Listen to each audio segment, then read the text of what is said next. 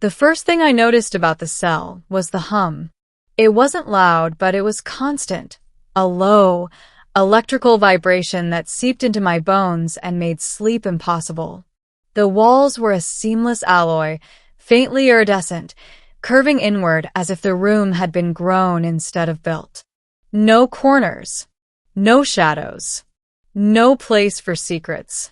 That was intentional. The dominion of allied species didn't like secrets, especially from humans.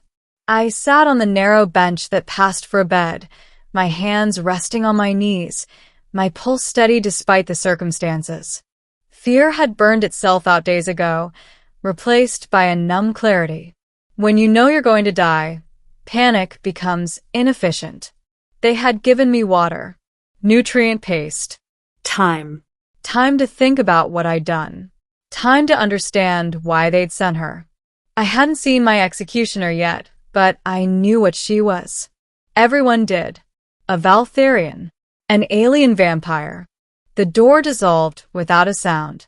She stepped into the cell like a shadow detaching itself from the wall.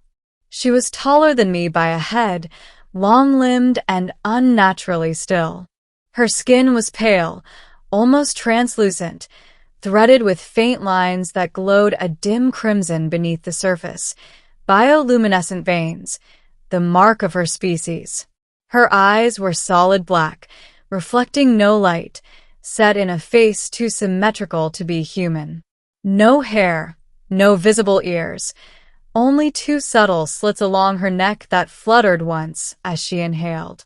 She wore the execution armor of the Dominion, segmented plates that hugged her form like a second skin, dark and matte, with no insignia. Valtherians didn't need symbols. Their reputation preceded them. They fed on the bioelectrical energy in blood. Not through fangs, despite the myths, but through specialized contact organs in their palms and mouth. The process wasn't messy, but it was final. Victims described an intense cold, followed by nothing. Efficient. Clean. She stopped 3 paces from me. For a long moment, she just looked. I met her gaze, forcing myself not to look away. "So," I said, my voice rough from disuse, "you're real." Her head tilted a fraction. "You expected otherwise?" "I hoped," I admitted. "Rumors can be wrong." "They rarely are," she replied. Her voice was low, resonant, with a strange harmonic undertone that made the words vibrate in the air. Dominion translators were good, but they couldn't quite smooth out Valtherian speech. I exhaled slowly. "Do you have a name?" "Yes." "Will you tell me?" No. "Fair enough." She took a step closer. I could feel the temperature drop, the air growing sharper, thinner. My skin prickled. "You are Dr. Elias Cade," she said. "Human. Astrophysicist. Lead architect of the Helios Array." I said, "before you dismantled it." Her eyes narrowed slightly. "You sabotaged a Dominion defense system during an active conflict. Your actions resulted in the loss of 7 capital vessels and approximately 40,000 lives." "I know the numbers," I said quietly. "By Dominion law," she continued, "you are guilty of mass murder. The sentence is execution." There it was. Clean. Final. I nodded. "I won't argue the law." That gave her pause. "You do not deny responsibility?" she asked. "No," I said. "I deny the framing." She studied me again, longer this time. Valtherians were apex predators, but they were also known for something else, something less discussed. They were bound by ritual. "You may speak," she said. "Execution will proceed afterward." I smiled faintly. Generous. I stood, my legs stiff, and paced the small arc the cell allowed. The Helios Array wasn't a defense system. Not really. It was a leash. Her eyes flickered. "Explain." "It monitored stellar fluctuations," I said. "At least, that's what the Dominion told the Council species." What it actually did was map pre-FTL civilizations. It identified worlds on the brink of spaceflight and flagged them. For protection, she said. For assimilation, I corrected. Or eradication, depending on compliance projections. She was very still now. I continued, the words pouring out, fueled by weeks of isolation. I built the predictive algorithms. I didn't know how they'd be used at first. But when I saw the projections for Earth, for dozens of other worlds, I couldn't let it stand. You destroyed the array, she said, during a critical fleet engagement. Yes, I said. I chose timing that would force the Dominion to retreat, at the cost of lives. At the cost of yours, I said, meeting her gaze. Not ours. Silence stretched between us. Valtherians processed information differently. They didn't interrupt. They absorbed. Finally, she said, your actions destabilized the frontier. Entire sectors are now vulnerable. Good, I said. So maybe the Dominion will think twice before playing God. Her jaw tightened, a subtle shift in the smooth line of her face. You assume moral authority over a civilization older than your species. I assume responsibility for my own, I replied. That's enough. She looked at me for a long time. Then something unprecedented happened. She knelt. The movement was fluid, controlled, but unmistakable. One knee touched the cell floor, her head bowing slightly, her eyes lowered. My breath caught. What are you doing? I am invoking the right of intercession, she said. By Valtherian law. I stared. I don't know what that is. Few outside my species do, she replied. It allows an executioner to delay judgment if doubt is present. Doubt. I echoed. She looked up at me, and for the first time, I saw something other than cold efficiency in those black eyes. Conflict. I have executed thousands, she said. Criminals. Rebels. War architects. I have never hesitated. Until now, I said softly. Yes. The hum of the cell seemed louder. You believe your actions were justified, she continued.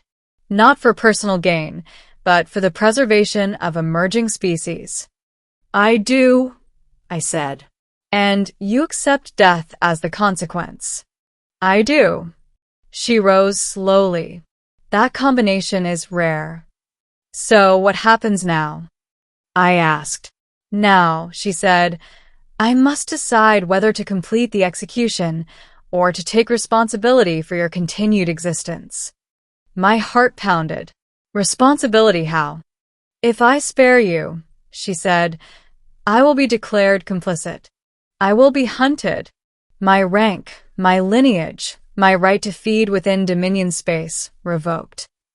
I swallowed. I won't ask you to do that. You already have, she said quietly. She turned and walked to the door, then paused. The right allows one cycle for contemplation. When I return, a decision will be made. The door sealed behind her. I sat back down, my hands shaking. For the first time since my arrest, hope crept in, and hope I knew was dangerous. She returned 12 hours later. I hadn't slept. I'd replayed every word, every expression, searching for meaning. Valtherians were notoriously hard to read, but I'd seen something shift in her. She entered the cell, her armor unchanged, her posture as precise as before. You have made your decision, I said. Yes. My throat tightened, and she stepped closer than she had before, close enough that I could feel the cold radiating from her skin. I will not execute you. The words hit me like a physical blow. You're serious? Yes. Why? Because, she said, the Dominion's projections align with your claims. I blinked. You verified them? I accessed restricted data, she said, at great personal risk. And And Earth is slated for forced integration within 2 of your decades, she said. Resistance probability, high. Casualty estimates, unacceptable. I closed my eyes. I'd known, but hearing it confirmed still hurt. You were right, she said, about the leash. I looked at her. Then you know what sparing me means. Yes. And you're willing to give up everything for that? She hesitated. Not everything. What do you mean? She extended her hand, palm up. The faint crimson glow beneath her skin pulsed softly. I am bound by Valtherian law, she said. But I am also bound by Valtherian hunger. I stiffened. You're saying I have not fed, she said. Not since my doubt began. My strength is waning. If I am to survive outside Dominion space, I will need consent. The implication hung heavy between us. I swallowed. You mean for me? Yes. I laughed weakly. Trust between an alien vampire and a condemned human. That's new. Valtherians do not take without permission, she said. That is a myth perpetuated by fear. I studied her face. There was no threat there. Only honesty. What happens if I agree? I asked.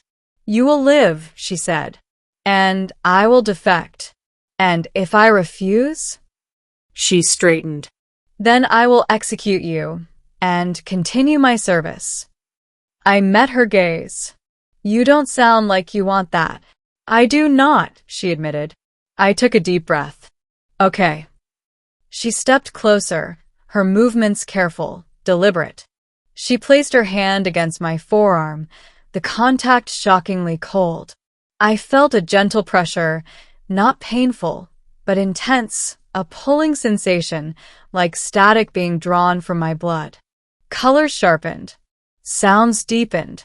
She gasped softly, her eyes widening as the crimson glow beneath her skin brightened. Then she pulled away abruptly, breathing hard.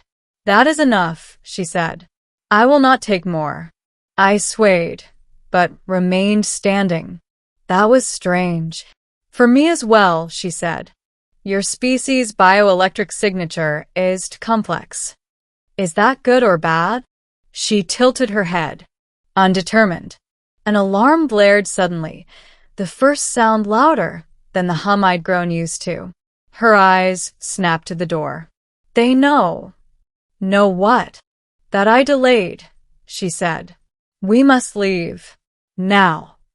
The door melted open before I could respond. Beyond it was chaos. Dominion guards lay unconscious in the corridor, their armor scorched. Emergency lights flashed, bathing everything in red. She grabbed my wrist. Can you run? I think so, I said. Then run. We moved fast, weaving through the labyrinthine halls of the station. She seemed to know where she was going, turning without hesitation. Where are we going? I shouted over the alarms. My ship, she replied. It is cloaked, but not for long. We reached a hangar bay, its massive doors partially open to the star-speckled void beyond. A sleek, obsidian vessel sat near the edge, its surface absorbing light. As we ran toward it, Dominion soldiers poured in from the far end of the bay. She turned, placing herself between me and them. Go, she said. What about you? She glanced back at me. I will follow. I hesitated for half a second, then trusted her. I sprinted up the ship's ramp, collapsing into the pilot's seat as the hatch sealed behind me. Moments later, she vaulted inside, slamming her palm against the control panel. The ship lurched, then shot forward, slipping into hyperspace just as energy bolts tore through the space we'd occupied. Silence fell. I laughed, a breathless, disbelieving sound. We're alive. Yes, she said, settling into the co-pilot seat. For now. I looked at her. What happens next? She stared at the swirling hyperspace outside the viewport. Now we become enemies of the Dominion. And allies? I asked. She considered. That depends. On what? On whether your species is willing to fight for its autonomy, she said, and whether mine is willing to question its own hunger.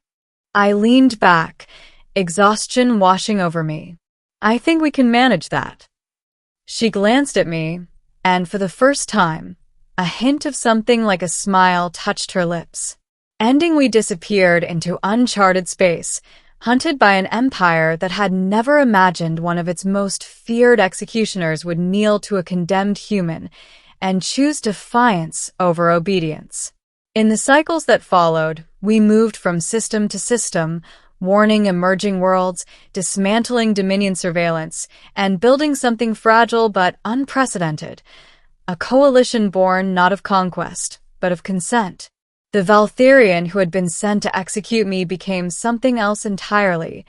Not my master, not my savior, but my equal.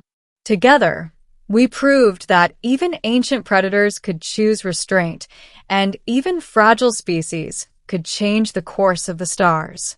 History would record the fall of the Helios array as a malfunction. The Dominion would label my escape an anomaly. But in the quiet spaces between galaxies, a different truth spread, one that began the moment an alien vampire knelt, and in doing so, changed everything.